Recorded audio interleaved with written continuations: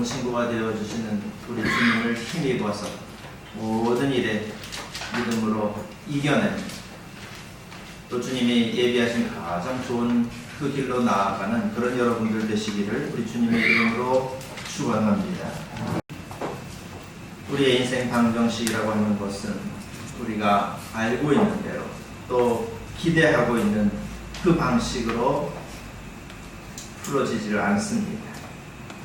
입력값이 커졌다고 해서 출력값도 같이 커지는 것이 결코 아닙니다.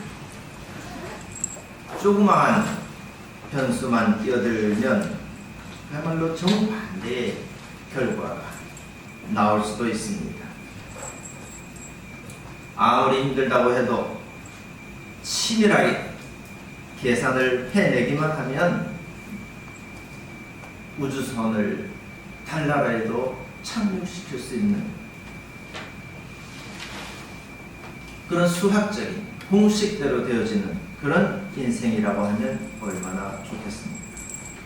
그러나 인생은 참 불공정하고 불공평합니다. 사람들마다 정의의 값도 다르고 사랑의 무게도 다 다릅니다. 내가 내 자식을 키우는데 이 정도의 애정을 쏟아부었으면 내 자식은 이 세상에서 제일 행복한 그런 사람이 되어야 마땅할 겁니다. 그런데 결과는 애정 결핍이라 말합니다. 내가 내 자식에게 이렇게 많은 재산을 물려주었으면은 그 자식은 평생토록 아무 걱정 없이 행복하게 살아야 마땅합니다. 그런데 그 돈 때문에 온 집안이 난장판이 되어져 버리는 것이 아니겠습니까? 가난하고 무식한 부모들 밑에서 어떻게 저렇게 총명하고 반듯한 자식이 나올 수 있는지 알 수가 없습니다. 또 저 지붕이 낮은 저 집에서는 왜 저렇게 웃음소리가 끊이지 않는 것인지 신비로운 일입니다. 노력했다고 해서 기대했던 그 결과를 얻을 보장이 없는 그런 인생이다 보니 사람들은 그저 요행이나 바라면서 그렇게 대충 살아가는 경우들이 많습니다. 우리가 하나님을 믿는 것은 이런 인생의 요행을 바라서 그래서 하나님 믿는 것 결코 아닙니다. 우리 인생이 아무리 불공평하게 흘러간다 할지라도 우리는 하나님 앞에서 우리 인생의 참값을 찾으려고 하는 것입니다.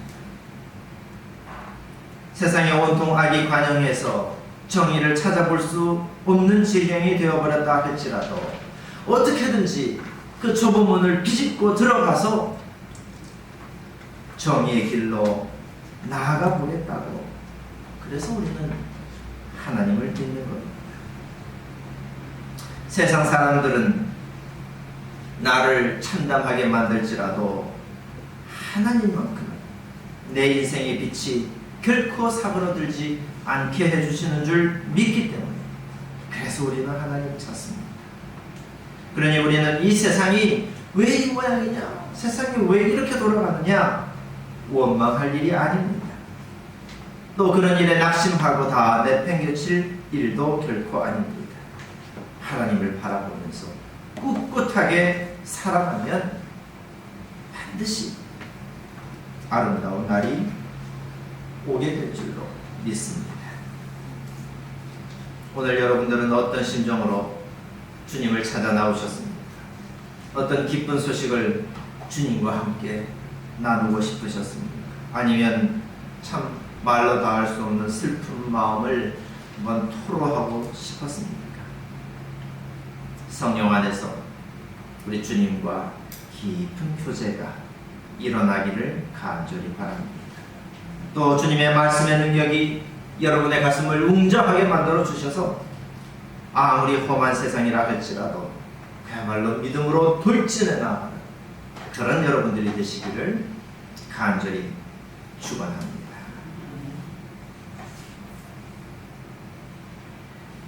예레미야가 눈물을 참을 길이 없어서 탄식하면서 울부짖었습니다. 이스라엘이, 하나님의 백성들이 망해서 폐허처럼 되어버렸기 때문입니다. 아이들마저 다 바벨론으로 유배를 당한 뒤에 이 예루살렘 성에는 그만 인적이 끊어지고 말았습니다. 남은 사람들은 해물을 주고 먹거리와 바꾸는 참 비천한 신세가 되어버렸습니다. 명절이 되어도 순례자를 찾아볼 수 없는 이 예루살렘 성을 보면서 예레미야는 심장이 터질 듯이 가슴이 아파서 그야말로 폐인처럼 되어버렸습니다. 처음에 예언자로 부름을 받았을 때에는 예레미야에게 그래도 어떤 기대가 있었을 것입니다. 내가 이 백성들에게 하나님의 말씀을 잘 전해서 그래서 이 백성들이 복받고 잘 살 수 있도록 도와줘야 되겠다. 또 가감없이 하나님의 말씀을 전해서 회개할 사람들은 돌이키고 의롭게 살아가는 사람들에게는 확신을 주어야 되겠다. 이 하나님의 말씀이 선포되어지기만 하면 이스라엘 백성들은 언제든지 거듭나게 될 것이고 이 나라는 참 살기 좋은 그런 나라가 될 것이다. 아마도 이와 같은 기대를 가지고서 예레미야는 그 선지자의 길을 나섰을 것입니다. 그런데 현실은 이 기대와는 정반대였습니다. 사람들은 자기의 말을 들어주려고 하지를 않았습니다. 심지어 조롱하고 모욕하면서 저 예레미야가 전하는 말은 하나님의 말씀일 리가 없다. 하나님이 저렇게 말씀하셨을 리가 없다 하면서 거부하였습니다. 점점 더 곁길로만 가는 이 백성들을 바라보면서 예레미야의 심정은 참으로 참담했을 것입니다. 결국 이 이스라엘이 이렇게 망하도록 내버려 두실 거라고 했다면 왜 하나님께서는 나를 예언자로 부르셨다는 말일까? 예레미야는 자기의 존재 의미가 무엇인지 참 의심하지 않을 수가 없었습니다. 그래서 예레미야는 자기의 처지가 그야말로 죽은 지 오래된 사람 같다 이렇게 탄식했습니다. 하나님은 자기의 기도를 들어주시지도 않고 도리어 화살을 들어서 자기 심장을 꿰뚫어 버리시는 것 같다 하였습니다. 이렇게 쓸모없이 되어버린 이 예언자의 운명을 보면서 사람들이 조롱을 하니 이 예레미야는 그야말로 쓸개즙을 머금은 듯이 마음이 쓰라렸습니다. 이렇게 울적한 마음을 가눌 길이 없습니다. 그때 예레미야는 문득 깨달았습니다. 하나님의 한결같은 사랑이 다함이 없고 또 그 긍휼이 끝이 없기 때문에 이 환난 가운데도 오히려 희망이 있구나. 예레미야는 다시금 희망을 보았습니다. 그래서 주님은 내가 가진 모든 것이요 주님은 나의 희망이다. 주님이 나의 희망이다. 이렇게 노래하면서 주님께서 구원하여 주시기를 참고 기다리는 것이 좋겠다. 이렇게 속으로 다짐했습니다. 내가 내 일을 하는 것이 아니라 주님의 일을 할 때에도 그 보람을 찾기 어려운 경우들이 많이 있습니다. 내가 내 욕심 부리고 참 그래도 그리스도인이기 때문에 주님 생각하면서 기껏 힘써서 남을 도와주었는데 오히려 그 일로 원망을 들을 수도 있습니다. 내 먹을 것을 아껴서 그것으로 나누어 주었는데 그 소중한 것이 땅바닥에 내팽겨쳐져 있는 것을 발견하게 될 수도 있습니다. 주님의 말씀을 따라서 내가 한번 정의롭게 살아보리라 하면서 법을 다 잘 지켰는데 오히려 세상 사람들은 저 어리석은 사람, 이렇게 바보 취급을 당할 수도 있습니다. 주님을 잘 섬기면 알아서 하나님께서 복을 내려주실 줄로 알았는데, 그런데 우리의 삶은 여전히 고달픕니다. 내가 차라리 예수님을 몰랐다고 한다면 이 양심의 가책도 없을 텐데 내가 뭐하러 이 예수님을 믿어서 사서 고생을 이렇게 하는가, 그런 마음이 들 때도 있습니다. 몸이 아플 때는 어떻습니까? 과연 하나님이 내 이 육신의 고통을 알고 계시기는 한 것일까? 예수님은 도대체 무엇 때문에 우리를 이렇게 부르셨을까? 참 생각이 많아집니다.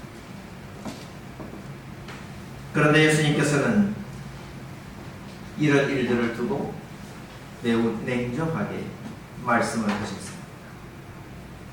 종이 명령한 대로 다 하였다고 해서 주인이 그에게 고마워하렵니다.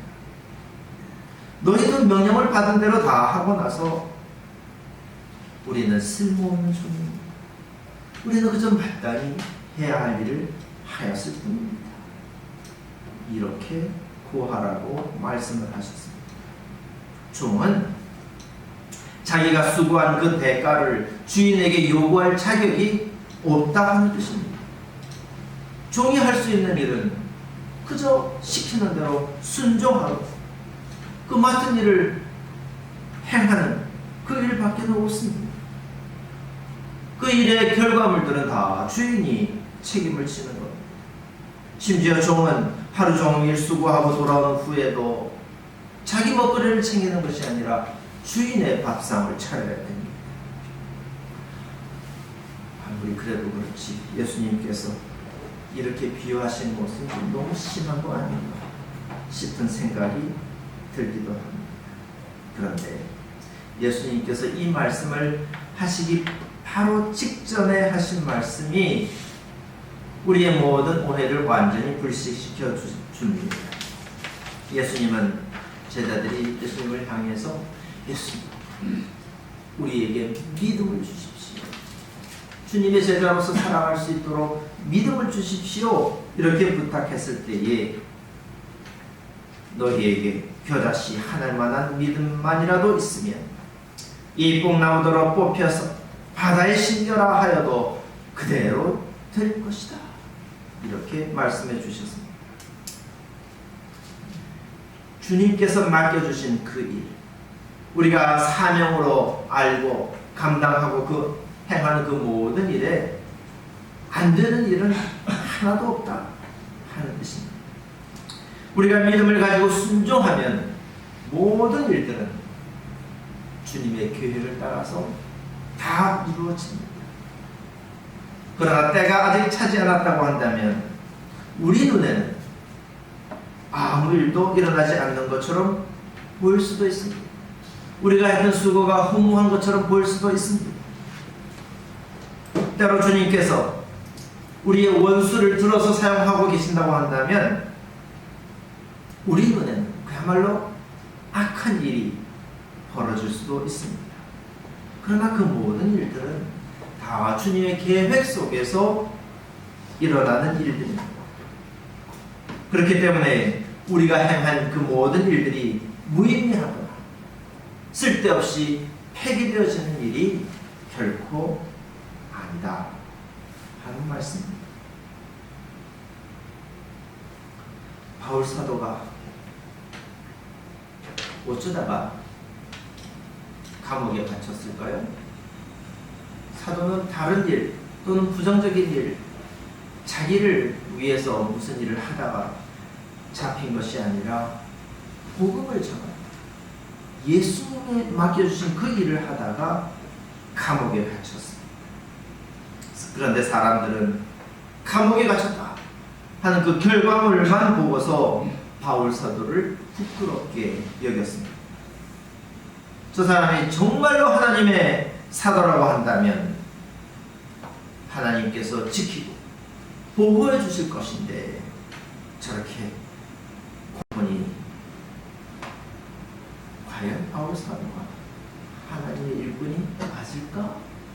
이렇게 의심했습니다.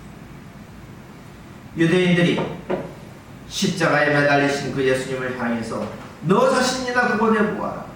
네가 하나님의 아들이라면 너를 구원해 보아라. 이렇게 비난했던 것처럼 이 바울 사도에게도 의심의 눈초리를 보냈던 것입니다. 그러나 바울 사도는 이르기를 나를 부끄러워하지 말고 하나님의 능력을 힘입어서 복음을 위하여 고난을 함께 겪으십시오. 고난이라 할지라도 함께 겪으십시오 하면서 디모데를 격려해 주었습니다. 하나님의 종이 하나님의 일을 하면서 이 세상에서 고난을 당하는 것, 그것은 조금 더 특별한 일이 아니다 하는 것을 상기시켜주고 있는 것입니다. 그렇기 때문에 하나님의 종이 기뻐해야 할 것은 하나님께서 나를 신뢰하셔서 나에게, 다른 그 어느 누구도 아닌 나에게 복음을 맡겨주셨다 하는 그 사실 자체에 있습니다. 뿐만 아니라 하나님께서 그저 맡겨주신 것이 아니라 이 선포의 사명을 감당할 수 있도록 성령을 부어주셨습니다. 이 성령은 우리에게 일어나는 악한 일들 때문에 저 광야의 로뎀나무 아래에까지 겁을 먹고 도망쳐버리는 그런 비겁한 영이 결코 아닙니다. 능력과 사랑과 절제의 영을 주셔서 우리에게 어떤 일이 닥친다 할지라도 그 얼굴을 부싯돌처럼 담대하게 만들어내는 그런 영이, 산을 들어서 저 바다에 빠뜨려 버릴 수 있는 그런 능력의 영. 그렇기 때문에 하나님의 종은 일어나는 그 원치 않은 일들 때문에 결코 낙심하거나 그것 때문에 부끄러워하는 일이 없습니다. 왜냐하면 하나님의 말씀은 반드시 이루어지고 하나님의 신비한 구원은 반드시 일어나게 될 것이기 때문입니다. 예수님께서 자기가 부활할 것을 미리 보고서 그래서 나는 부활할 거니까 그러면서 죽음을 맞이하셨던 것 아닙니까? 예수님은 모든 것이 다 끝장나 버린 것 같은 참담한 상황 속에서 십자가에 달리셨습니다.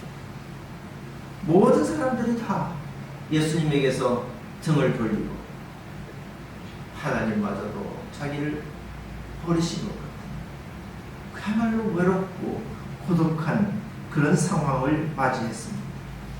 그럼에도 불구하고 예수님께서는 옆에 있는 강도에게 오늘 내가 나와 함께 낙원에 있으리라 이렇게 복을 빌어주실 만큼 확실한 구원의 믿음을 가지고 계셨습니다.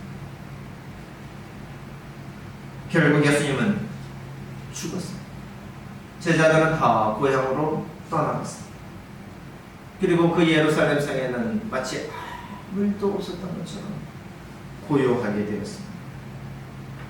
그 순간 바로 그때에 하나님께서 그 예수님을 다시 일으켜 주셨습니다.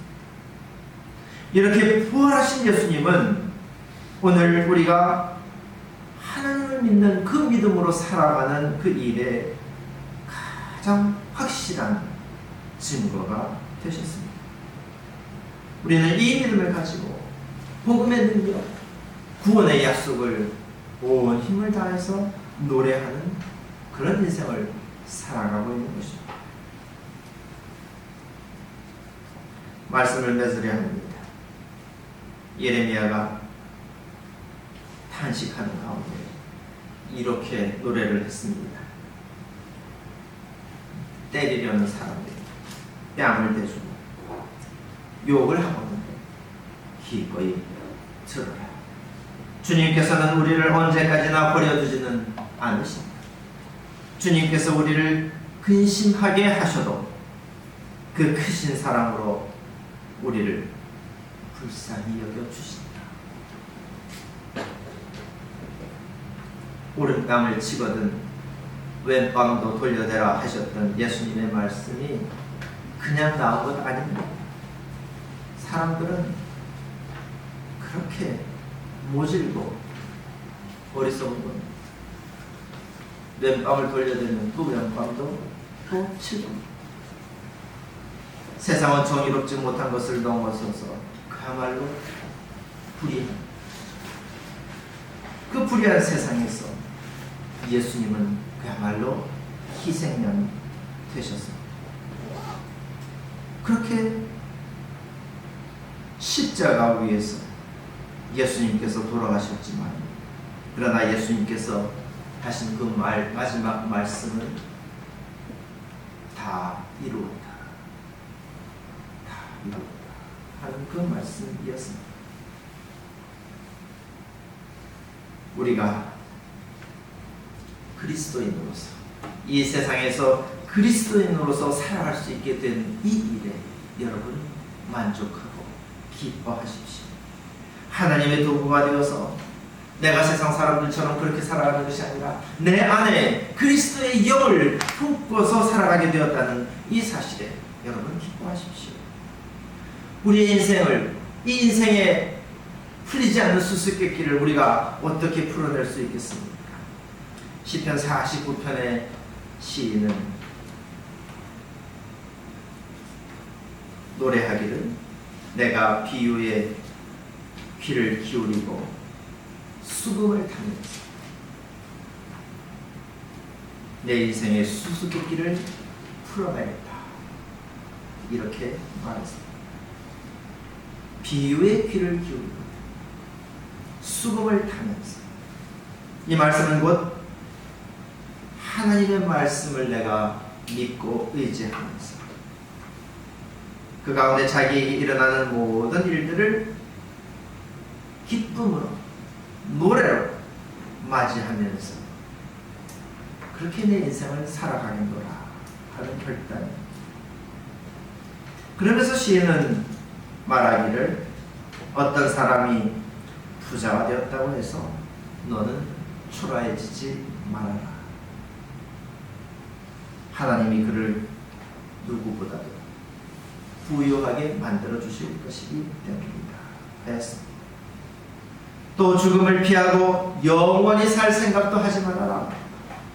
풍랑은 누구에게나 다 덮쳐오는 일이기 때문입니다. 그러므로 인생에 닥쳐오는 저 이해할 수 없는 일들, 참담한 일들, 불의한 일들, 이 모든 수수께끼를 풀어낼 수 있는 힘은 오직 하나님을 믿는 그 믿음에서부터 나오는 것입니다. 나를 향한 하나님의 그 깊은 애정과 신실하신 하나님의 그 구원의 약속을 믿는 이 믿음이 인생의 모든 환난을 돌파할 수 있는 그런 힘이 되는 것입니다. 주님께서 맡겨주신 이 복음 선포의 선한 사명을 기쁨으로 감당하면서 훗날 주인의 기쁨에 참여하는 참으로 아름다운 여러분들의 인생이 되시기를 간절히 축원합니다. 기도하겠습니다. 자비로우신 하나님, 인생이 왜 이렇게 어려우냐? 우리는 탄식하면서 때로 절망합니다. 그러나 이 모든 풍랑 뒤에는 주님께서 예비하신 평안이 있고 또 찬란한 햇살이 비추고 있다는 것을 우리가 믿고 주님을 바라면서 살아갑니다. 주님이시여 우리 안에 사랑과 절제와 용기의 영을 주시어서 이 모든 순간의 믿음으로 돌파하고 낙심하지 아니하고 끝까지 믿음의 길을 달려나가는 주님의 자녀들이 다 되게 하여 주시옵소서. 우리 인생의 수수께끼를 세상의 어리석은 것들로 풀려고 애쓰는 것이 아니라 오직 주님을 믿는 그 믿음으로 풀어내어서 풍랑을 잔잔케 하시는 하나님의 능력을 우리가 경험하고 또 하나님의 그 예비하신 평안으로 인도하여 주시는 그 신실하신 약속을 우리가 인생 가운데에 맞이하게 하여 주시옵소서. 우리의 인생이 주님의 그 신령하신 은혜를 힘써 노래하는 아름다운 찬양과도 같이 되게 하여 주시옵소서. 예수 그리스도 이름으로 기도하옵나이다. 아멘.